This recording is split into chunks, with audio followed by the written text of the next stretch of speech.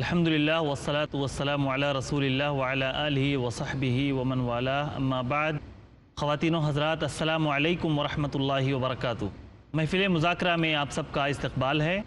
پچھلی محفل میں ہم گناہوں کے اثرات سے متعلق گفتگو کر رہے تھے اور یہ جاننے کی کوشش کر رہے تھے کہ دنیا میں جو آفتیں، بلائیں، مصیبتیں آ رہی ہیں، چاہے وہ مرئی ہوں جس کو انسان کھلم کھلا مشاہدہ کر سکتا ہے، ہر شخص دیکھ سکتا ہے، کم عقل بھی جان سکتا ہے، یا وہ مصیبتیں ہوں جن کو ہر شخص تو نہیں جانتا لیکن جو بصیرت والی نگاہ رکھتا ہے وہ بخوبی جان سکتا ہے، کہ جن کو ہم بہت زیادہ خوش و خرم دیکھ رہے ہیں، بہت زیادہ عیش و تنعم میں دیکھ رہے ہیں، وہ لوگ بھی ان لوگوں سے زیادہ مصیبتوں کے شکار ہیں جو آسمانی بلاؤں یا آسمانی آفتوں کا شکار بنتے ہیں۔ ایک اہم نقطہ جس پر ہم آج گفتگو کرنے والے ہیں وہ ہے گناہ کے بدلے میں انسان کو ہزیمت حاصل ہوتی ہے، ہر میدان میں شکست سے دوچار ہوتا ہے، ذلت و رسوائی سے دوچار ہوتا ہے، اور یہ خاص طور پر امت مسلمہ کے لیے زیادہ موضوع ہے اور امت مسلمہ کو خاص طور پر اس سے متربع کیا گیا ہے۔ اللہ رب العالمین نے قرآن میں صحابہ کرام کے بارے میں ایک آیت اتاری، اولما اصابتکم مصیبت قد اصبتم مثلیہا قلتم ان ھذا قل ھو من عند انفسکم۔ اس آیت کی وضاحت ہمارے علماء کرام انشاءاللہ العزیز کریں گے۔ اس سے پہلے کہ ہم اس نقطے پہ گفتگو کریں، لیکن اس سے پہلے میں آپ کے سامنے اپنے محترم علماء کرام کا تعارف پیش کر دیتا ہوں۔ سب سے پہلے میرے دائیں طرف مجھ سے قریب مولانا اعجاز اسلم، جماعت اسلامی ہند کے سیکریٹری اور ہفت روزہ جریدہ ریڈینس کے ایڈیٹر، پیس ٹی وی کے معروف مقرر۔ بائیں طرف مجھ سے قریب مولانا رضا اللہ عبد الکریم مدنی حفظہ اللہ، جامعہ سید نذیر حسین محدث دہلوی کے ناظم تعلیمات، مشہور داعی، خطیب اور مصنف، اور 25 سے زیادہ کتابوں کے آپ مؤلف ہیں۔ دائیں طرف مجھ سے دور مولانا عبد الہادی عمری مدنی حفظہ اللہ، جامعہ اسلامیہ مدینہ منورہ کے فارغ التحصیل، مجلس القضاء الاسلامی برطانیہ کے صدر اور ماہنامہ صراط مستقیم برمنگھم کے ایڈیٹر۔ ایسے ہی بائیں طرف مجھ سے دور مولانا ابو ظفر حسان ندوی ازہری حفظہ اللہ، عالم اسلام کی مشہور یونیورسٹی جامعہ ازہر کے فارغ التحصیل، جمعیت المسلمین بھیونڈی، ایسے ہی ایجوکیشنل ٹرسٹ بھیونڈی کے آپ صدر ہیں، اور پیس ٹی وی کے آپ بھی مستقل مقرر ہیں۔ میں آپ تمام علماء کرام کا اس محفل میں، اس مبارک نشست میں استقبال کرتا ہوں، اس دعا کے ساتھ کہ اللہ تعالی ہماری اس محفل کو بھی مبارک بنائے۔ ہم اپنے خطباء کرام سے، مختلف لٹریچر کے ذریعے سے، روزمرہ کی باتوں سے، درس و دروس سے ہم یہ اندازہ لگاتے ہیں کہ جو امت مسلمہ پہ ذلت و نکبت چھائی ہوئی ہے اور جو ذلت و رسوائی چھائی ہوئی ہے، اس کے الگ الگ اسباب، الگ الگ وجوہات ہمارے علماء کرام بیان کرتے ہیں اور الگ الگ تجزیہ نگار بیان کرتے ہیں۔ کوئی کہتا ہے وسائل کی کمی ہے، کوئی کہتا ہے کہ مسلمانوں کے ہاتھ میں میڈیا نہیں ہے، کوئی کہتا ہے مسلمان غربت و افلاس کا شکار ہے، کوئی کہتا ہے مسلمان تعلیم کے میدان میں پیچھے ہیں۔ یعنی وہ تمام اسباب بتاتے ہیں جو خارجی ہیں، اور جو اندر کا سبب ہے وہ بہت کم لوگ ہیں جو بتانے کے لیے تیار ہیں۔ کیوں؟ اس لیے کہ وہ بہت مشکل ہے، اس کی اصلاح انسان پر سب سے زیادہ شاق گزرتی ہے۔ تو خارجی طور پر اسباب تو بتاتے ہیں کہ تعلیم میں آگے بڑھو، میڈیا کو اپنے کنٹرول میں کرو، یہ کرو، وہ کرو، لیکن وہ سبب نہیں بتاتے جو قرآن و حدیث میں خاص طور پر اللہ اس کے رسول نے بیان کیا۔ ذلت و رسوائی کا بہت بڑا سبب ہمارے گناہ ہوتے ہیں۔ میں اپنے تمام علماء کرام سے چاہوں گا کہ اس نقطے پر اپنی قیمتی آراء پیش کریں۔ سب سے پہلے میں مولانا ابو ظفر حسان ندوی حفظہ اللہ سے چاہوں گا کہ مولانا اس نقطے پر روشنی ڈالیں کہ ذلت و رسوائی اور ہزیمت کا بہت بڑا سبب ہمارے گناہ ہوتے ہیں۔ مولانا یہ بات بالکل صحیح ہے، اور بہت اصل سبب ہے یہ، بڑا مطلب اصل سبب ہے یہ، کیونکہ خیر اور ہدایت یہ اللہ کی عنایت ہے، اس کی دین ہے، اور شر اور معصیت یہ بندے کا اکتساب ہے، اور بندہ اسی وقت اس کو اپنائے گا، اس کی کمائی کرے گا جب وہ ہدایت کو نظر انداز کر دے گا اور اللہ کی توفیق سے اپنے ہاتھ کو جھاڑ لے گا۔ یہ سچ ہے کہ اللہ کی توفیق کب ہوتی ہے اس کا ہم تعین نہیں کر سکتے، لیکن یہ بھی سچ ہے کہ جب بندہ اس راہ پہ چلتا جو خیر کی راہ ہوتی ہے تو ناممکن ہے کہ اللہ کی توفیق شامل حال نہ ہو۔ الذین جاہدوا فینا لنہدینہم سبلنا وان اللہ علی نصرہم لقدیر، کہ وہ لوگ جو اب ہماری راہ پہ چلیں گے ہم ان کو یقین کی گارنٹی لی اللہ نے۔ جیسے حضرت لوط علیہ السلام کی قوم جس اخلاقی بدحالی کا شکار تھی، اس میں اللہ نے عام دستور سے ہٹ کر کے ان کے اوپر پتھر برسائے ہیں اور بستی کو اللہ نے الٹ دیا ہے۔ یہ جرم ایسا تھا۔ ایسے ہی دیکھیے سورہ عنکبوت میں آپ نے جو ذکر کیا تھا مولانا سے روایت ہے، اللہ کہتا ہے ہم نے کسی کو غرق کر دیا، کسی کے اوپر ہم نے ہوائیں بھیج دی، جی کسی کو ہم نے پکڑ کر، یعنی ایک انداز اللہ کے ہاں سزا دینے کا نہیں ہے، بدلتا رہتا ہے جرائم کے اعتبار سے، کیونکہ عمومی طور پر سب سے بڑا جرم اللہ کے نبیوں کو نہ ماننا، اللہ کی دعوت کو ٹھکرا دینا۔ جن لوگوں نے نہ مانا ٹھکرایا ان کو بھی اللہ تعالیٰ نے سزا نہیں دی جب وہ مقابل آئے، جنہوں نے مقابلہ نہیں اختیار کیا وہ اللہ کے عقاب سے بڑی حد تک بچ بھی گئے، لیکن جب عذاب آ جائے گا تو جیسے بات آئی سب پھنسیں گے۔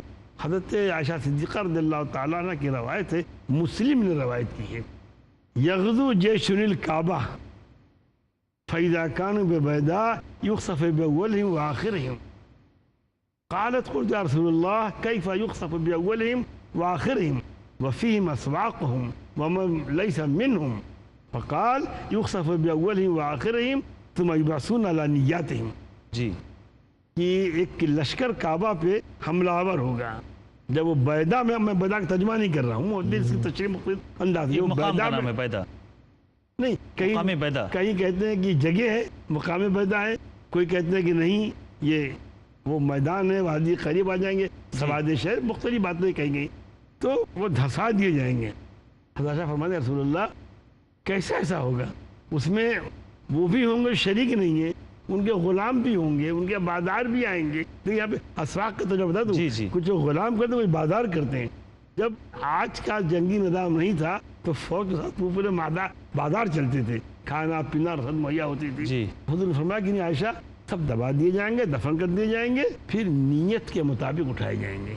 جی مولانا عبدالہادی صاحب، اللہ تعالیٰ نے قرآن میں فرمایا ہے وَأَنْتُمُ الْأَعْلَوْنَ إِن كُنتُم مُؤْمِنِينَ، مومنوں کو خطاب کرتے ہوئے کہا ہے کہ اگر تم مومن نہ ہوگے، ایمان والے رہوگے تو تم ہی سر بلند رہوگے، جبکہ ہم آج مسلمانوں کی حالت اس سے بالکل مختلف پاتے ہیں، ہر قسم کی ذلت و رسوائی ان کا مقدر بنی ہوئی ہے۔ کیوں؟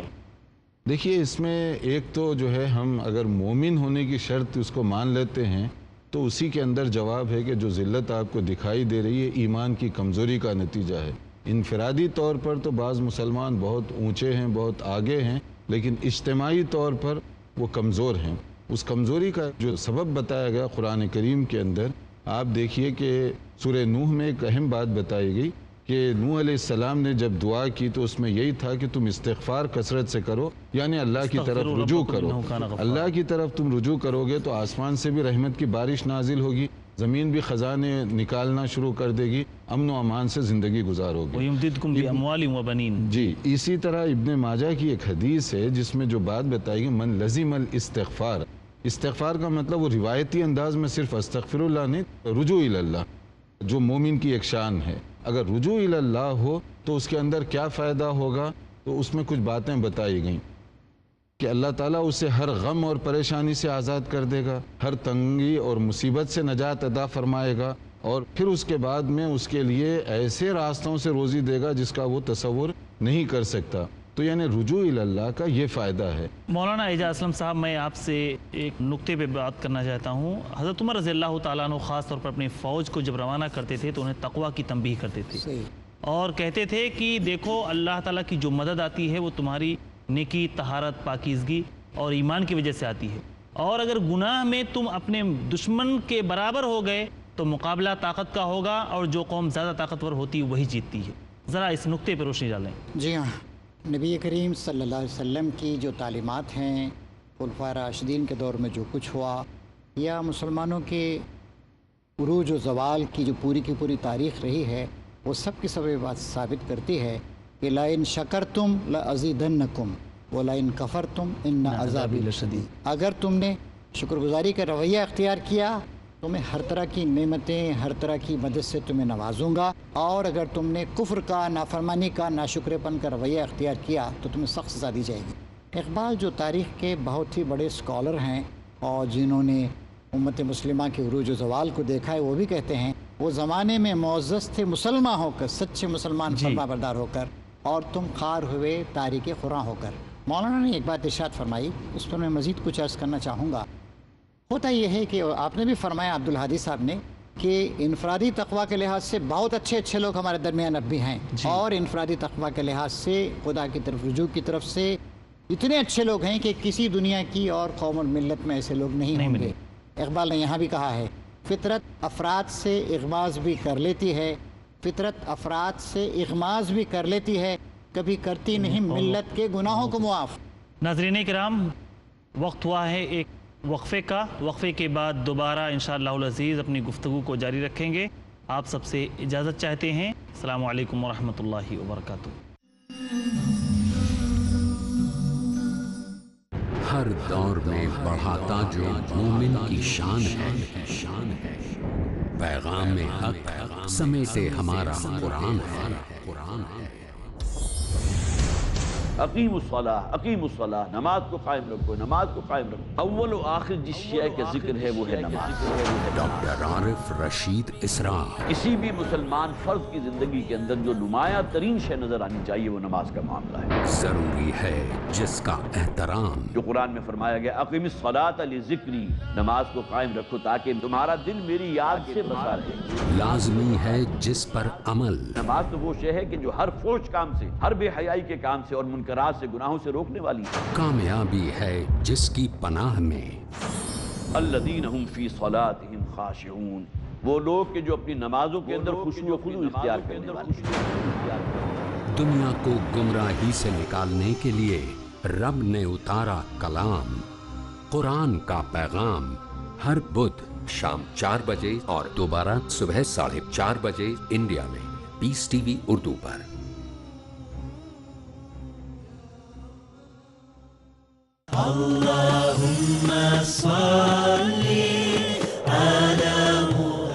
احادیث نبوی صلی اللہ علیہ وسلم۔ حضرت ابو ہریرہ رضی اللہ عنہ سے روایت ہے کہ رسول اللہ صلی اللہ علیہ وسلم نے فرمایا، تم جانتے ہو غیبت کیا ہے؟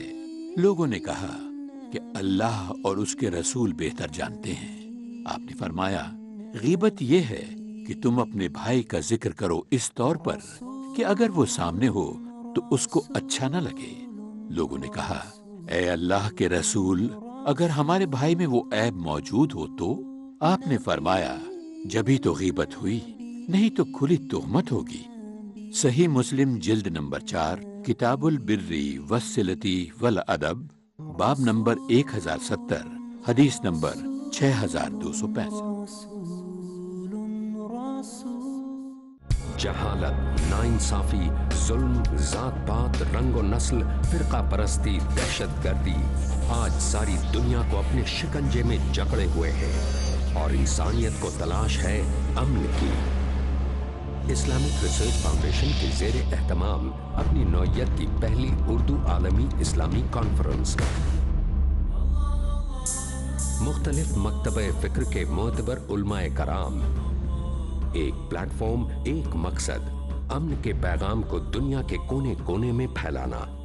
یہ ایک اتحاد کا کاروان امن، اگلا پروگرام پیس ٹی وی اردو پر۔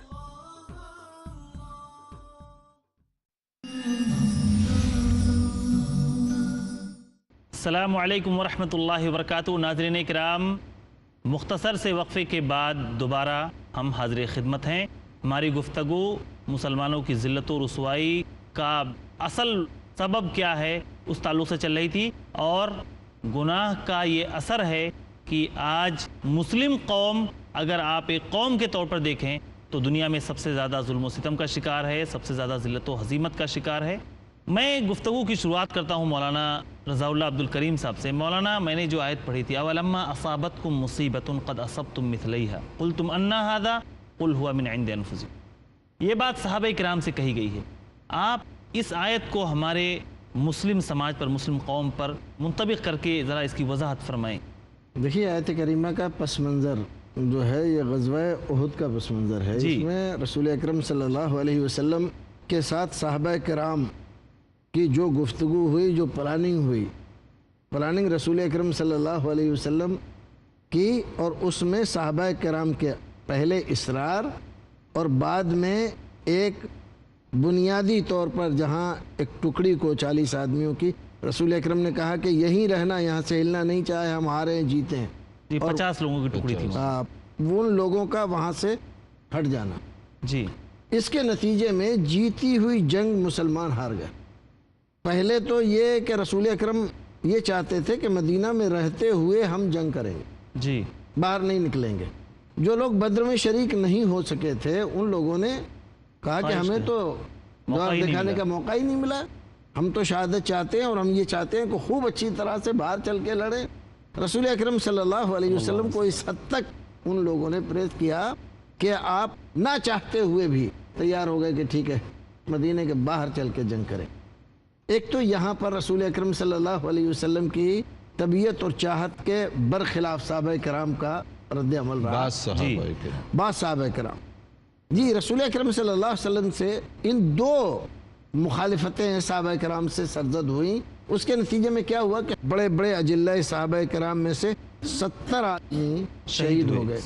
مسلمان یہ نتیجہ دیکھ کر ایک دم بوکھلا گئے. ان کی زبان سے نکلا انا ھذا، یہ کیسے ہو گیا؟ کل ہم 313 تھے، ہم نے ایسا ایسا کیا تھا، اور اتنے ہم ہوتے ہوئے اور یہاں، اور آج ہمارے ساتھ یہ ہوا. تب اللہ رب العزت یہ دکھایا، یہ آیت نازل فرمائی اور کہا کہ دیکھیے یہ آپ لوگوں کی رسول اکرم کی مخالفت جہاں کہیں بھی ہوگی یا آپ کے حکم کی خلاف ورزی، جس آپ اس میں عذر تلاش کر لیں کچھ بھی، لیکن رسول اکرم صلی اللہ علیہ وسلم کی اگر حکم کی خلاف ورزی ہوگی اس کا نتیجہ ظاہر ہوگا. آج بھی ہماری جو صورتحال ہے رسول اکرم صلی اللہ علیہ وسلم کے احکامات سے، ارشادات سے جو مسلمانوں کی زندگی خالی ہے اور مخالفتیں ہر میدان میں مسلمان کر رہا ہے، اس کا نتیجہ ہمارے سامنے ہے. یہ مولانا کی بات بہت اہم ہے.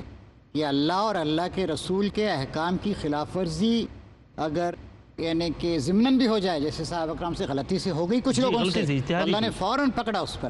اور آج ہم پوری زندگی مخالفت. آج ہماری صورتحال یہ ہے کہ ہم سمجھنا ہے یہودیوں کی طرح ہم کہتے ہیں کہ ہم اللہ کے بیٹے ہیں اور اللہ کے چہیتے ہیں، اللہ ہمیں پکڑے گا نہیں. حالانکہ اللہ کی سزا غلطیوں پر، نافرمانیوں پر ہمارے سلسلے میں زیادہ ہوگی، اس لیے کہ ہم کو ذمہ داری کا ہے. اور یہ جو سورہ نور کی ایک آیت ہے 63، اس کے اندر جنرل حکم اسی سلسلے میں بتایا گیا، فَلْيَحْذَرِ الَّذِينَ يُخَالِفُونَ عَنْ أَمْرِهِ أَن تُصِيبَهُمْ فِتْنَةٌ أَوْ يُصِيبَهُمْ عَذَابٌ أَلِيمٌ، کہ جو نبی صلی اللہ علیہ وسلم کی مخالفت کریں گے یا تو فتنہ آئے گا ان کے اوپر یا عذاب علیم سے دوچار ہوں گے. یہ ان ایڈوانس وارننگ دے دی گئی. تو آج اگر کوئی نبی صلی اللہ علیہ وسلم کی کہیں مخالفت ہوگی تو یا تو وہ فتنے میں مبتلا ہوگا یا عذاب کی کوئی شکل اس کے اوپر. ناظرین کرام، آپ نے دیکھا کہ گناہ کے کیا اثرات انسان کی زندگی پر پڑتے ہیں، اور ہمارے اوپر جو بھی مصیبتیں، بلائیں، چاہے وہ آسمانی ہو یا زمینی ہو یا ہمارے اندرون کا خلفشار ہو، بے چینی اور الجھن ہو، یہ ساری چیزیں ہمارے گناہوں کا نتیجہ ہوتی ہیں. اس لیے ہمیں گناہوں سے دور رہنا چاہیے. دیکھیے دو باتیں ہیں، آج کل ہر ایک مسلمان کے دل سے وہ بات نکلتی ہے اور کہتا ہے کہ برق گرتی ہے تو بیچارے مسلمانوں پر. یہ شکوہ کرتے ہوئے بہت زمانہ ہو گیا اور آج بھی ہم کر رہے ہیں، اور یہی شکوہ ہم اللہ سے تو کر رہے ہیں، اپنی حالت دیکھتے نہیں. بالکل. دیکھیے اللہ رب العزت نے قرآن شریف میں بہت واضح انداز سے کہہ دے، ما اصابکم من مصیبت فبما کسبت ایدیکم ویعفو عن کثیر. دیکھیے دو باتیں ذکر کی گئی. ایک تو ماں کے اندر جو عموم ہے، ما اصابکم من مصیبت، ہر مصیبت جو تمہارے اوپر آتی ہے، فبما کسبت ایدیکم، تو اس میں ہمارا کوئی ظلم نہیں، زیادتی نہیں. یہ نہیں کہ ہم نے تم کو ٹارگیٹ کر کے خواہ بلا وجہ ایسا کیا ہے، یہ تمہارے اعمال کا نتیجہ ہے. وَيَعْفُو عَنْ كَثِيرٌ، اور اللہ رب العزت اپنی مہربانی سے بہت سارے تمہارے جرائم کو، گناہوں کو معاف کرتا رہتا ہے. اگر نہ کرے تو تمہارا وجود ہی ختم ہو جائے دنیا سے. ایک یہ بات. دوسری بات یہ کہ ہمارے بہت سارے مسلمان ایک دوسرے طرز سے سوچنے لگے ہیں. यार गुनाह तो ये भी कर रहे हैं, शराबें तो ये भी पी रहे हैं, नमाज ये भी नहीं पढ़ रहे हैं, इनको तरक्की क्यों हो रही है? दिन दूनी रात चौगनी तरक्की करते जा रही दूसरी कौमें। हमारा मामला अल्लाह रब्बुल इज़्ज़त के साथ और दूसरी कौमों का मामला अल्लाह रब्बुल इज़्ज़त के साथ बिल्कुल अलग अलग है। अल्लाह रब्बुल इज़्ज़त हमारे जुर्म पे हमें छोड़ता नहीं है और उनको माफ़ करता रहता है। क्यों? इसलिए कि दुनिया उनके लिए रखी है, हमारे लिए दुनिया नहीं रखी, हमारे लिए आखिरत रखी। पर जज़ाकल्लाहु इससे खैरन। बात ये मुतबादिर होती है, ज़ाहिर होती है कि उम्मत मुस्लिमा की ज़िम्मेदारी बहुत ज़्यादा है, हर एक फ़र्द की भी, इनफरादी तक़वा के लिहाज से भी, फिर हमारे सोचने समझने वाले जो असहाब हैं, हमारे उलमा किराम हैं, हमारे अरबाब अहल वक्त में बड़ी ज़बरदस्त ज़िम्मेदारी है। अगर वो इज्तिमाई और इनफरादी गलतियों से नहीं रुकेंगे तो उनकी सज़ा भी सख्त होगी और हमारी हालत मौलाना भी अब्दुल हली बदलने साहब, की। आदमी गुनाह में मुब्तला हो गया, बहुत सारे लोग मायूसियों का शिकार हो जाते हैं और आज भी ये है, कुछ लोग तो जरी होते हैं गुनाहों पर, खुल्लम खुल्ला बेहयाई और ढिठाई के साथ गुनाह करते हैं, जिनके बारे में अल्लाह के रसूल ने फरमाया है मेरी उम्मत का हर शख्स माफ़ किया जाएगा मगर वो शख्स जो खुल्लम खुल्ला बेहयाई के साथ गुनाह करे, इल्लल मुजाहिरून। ज़रा इस पर रोशनी डालें कि कैसे आदमी अपने गुनाह से तौबा करे, इस्तिग़फ़ार करे। देखिए, असल में गुनाह हो जाना ये बाज़ औक़ात इंसान की कमज़ोरी या फितरी तकाज़ा है, उससे हो सकता है, लेकिन अक्लमंद आदमी, जैसे हदीस में बताया गया, कुल्लु बनी आदम ख़त्ता व खैरुल ख़त्ताईन अत-तव्वाबून, हर इंसान से ख़ता लग़ज़िश हो जाती है, लेकिन अक्लमंद आदमी वो है जो फ़ौरी तौबा करे, वरना वो आदमी बेवकूफ़ होगा जो तौबा किए बगैर सिर्फ तमन्नाओं के सहारे ज़िंदगी गुजारता रहे। तो अगर आदमी अपने गुनाहों को महसूस करे और तौबा करे, तौबा के अंदर असल बुनियादी बात जो है यही है कि रियलाइजेशन, महसूस करे कि एक काम बहैसियत मुसलमान मुझे नहीं करना चाहिए था, हो गया। अगर ये महसूस कर ले और इस पर नादिम हो तो गोया कि उसने तौबा की सीढ़ी पर कदम रख दिया जी, और उसके बाद में फिर आइंदा ना करे तो ये तौबा की एक पुख्ता शक्ल होगी। मौलाना ज़रा मुख्तसरन इस पर रोशनी डालें कि अगर एक आदमी गुनाह का शिकार हो गया है और गुनाह उससे सरजद हो गया है तो अभी अपने आप को कैसे पाक व साफ़ करे ताकि अल्लाह रब्बुल आलमीन की दुनियावी पकड़ से और उखरवी पकड़ से बच सके? आदमी को तौबा करना चाहिए, रुजू करना चाहिए और ख़ास तौर पर जिस गलती में मुब्तला हुआ है उससे पूरे तौर पर इज्तनाब करना चाहिए, बिल अज़्म बिल जज़्म बिल क़त्ल करना चाहिए। और बता दूँ आपको, एक है गटर में गिरना, एक है गटर में रहना, बिल्कुल दोनों में फ़र्क है। गटर में गिरने वाले के साथ सबको हमदर्दी होती है और गटर में रहने वाले से लोगों को घिन नफरत होती आती है जी। तो हमको ये भी देखना चाहिए कि बैतुल मजमूई हमारी उम्मत, हमारी कौम गटर में रह रही है या गटर में गिरी है। जी मौलाना रज़ाउल्लाह साहब, इस ताल्लुक़ से तौबा और इस्तिग़फ़ार के ताल्लुक़ से, ताकि अभी तक जो आदमी गुनाह में मुब्तला था, अगर हमारे उलमाए किराम की गुफ्तगू सुनने के बाद इंशाअल्लाहुल अज़ीज़ हमारी ज़िंदगी में ज़रूर तब्दीली आनी चाहिए और आदमी तौबा और इस्तिग़फ़ार कर रहा है तो कैसे करे? देखिए, 3 और 4 शराइत हैं तौबा के। अगर आपसे हुकूकुल्लाह में कोई कोताही हुई है तो आप सबसे पहले आप नदामत और शर्मिंदगी, दूसरी बार उस बुराई को अल्लाह रब्बुल इज़्ज़त के सामने रख के एतराफ़ करें ये गुनाह मुझसे हो गया परवरदिगार, और ये अहद करें कि आइंदा अब नहीं होगा जी। ये 3 चीज़ें ज़रूरी हैं। और अगर हुकूकुल इबाद से मुताल्लिक़ है तो एक चौथी शर्त है, वो ये है कि अगर उसकी कोई चीज़ ले ली है आपने तो आप उसकी चीज़ दें, उसका कोई हक़ आपकी तरफ आ रहा है तो वो हक़ वापस कर दें, तब आपकी तौबा मानी जाएगी। मैं तौबा करता हूँ, इससे तौबा नहीं होती। आप खाली ज़ुबान से कहते रहें इन्नी अतूबु इलैक, अल्लाह मैं तौबा करता हूँ, न शर्मिंदगी है, न दामत है, न आंसू है, न कुछ भी नहीं है, बस इन्नी अतूबु इलैक कहते कहते रहने से तौबा नहीं हो जाती। वो गलती को छोड़कर आमाल की सुधार, ये तौबा की अलामत। जी बिल्कुल। नाज़रीन किराम, आपने सुना गुनाह और उसके असरात। हमें उम्मीद है कि इंशाअल्लाहुल अज़ीज़ ये गुफ्तगू आपके लिए मुफीद साबित होगी, हमारी और आपकी ज़िंदगियों में तब्दीली का सबब बनेगी। अल्लाह रब्बुल आलमीन हम सब को गुनाहों से बचने की तौफीक अता फरमाए। कभी भी ये धोखे में ना पड़े रहें कि अभी उम्र बहुत पड़ी है, बुढ़ापे में तौबा कर लेंगे। ये शैतानी वसवसा है और शैतानी धोखा है। कब ज़िंदगी आपका साथ छोड़ दे, कब मौत का फरिश्ता आपके पास चला आए और अल्लाह की तरफ से बुलावा आ जाए, हमें और आपको उसके बारे में कुछ भी खबर नहीं है। लिहाजा तौबा और इस्तिग़फ़ार के बारे में देरी मत कीजिए कि अभी जवान हूँ, रंग रलियाँ मना लेने दो, तौबा बुढ़ापे में कर लेंगे। ये शैतानी धोखा और ये शैतानी वसवसा है। अल्लाह रब्बुल आलमीन हमें शैतान के तमाम वसवसों से महफूज रखे। आमीन। व आखिरु दावाना अल्हम्दुलिल्लाहि रब्बिल आलमीन। السلام علیکم ورحمۃ اللہ وبرکاتہ۔